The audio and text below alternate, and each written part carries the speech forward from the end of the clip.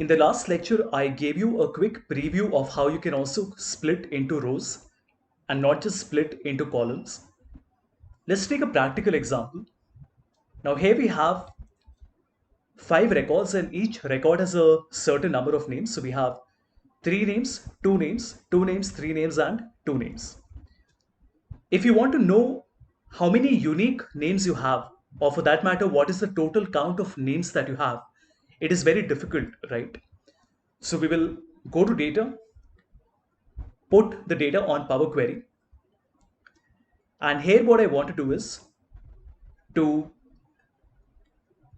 go to transform, split column by delimiter. We will go to advanced options and then select rows. And we want to choose the delimiter as a comma and not a space. Once we have done this, the result will look like this. Now notice that there are some additional spaces that are there in a few of the names. To remove them, you can go to format and trim just like you would do on Excel. And these extra spaces would go away. Now, one thing that I can see is that there are 12 different records. And if I want to find out how many duplicate records are there, I can simply right click, duplicate my query. And in the duplicated query, we want to right click and remove all the duplicates. This means that when I close and load my data, there would be 2 queries that would get loaded back to my Excel file. One of these has a list of all the unique names, and the other one has a list of all the individual names. Let's put it in the same sheet where the original data is there. Okay, let's put it like this. I want to choose my entire table and cut it and put it here.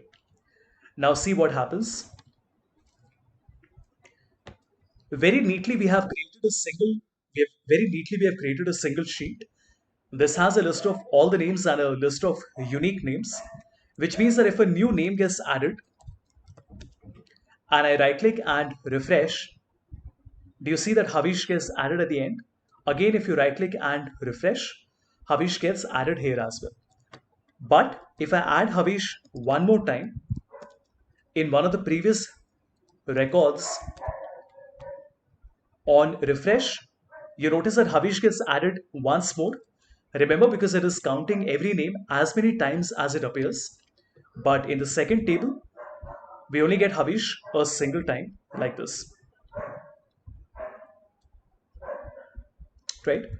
So again, if I put Havish one more time and we refresh, you notice that the unique list of names does not change.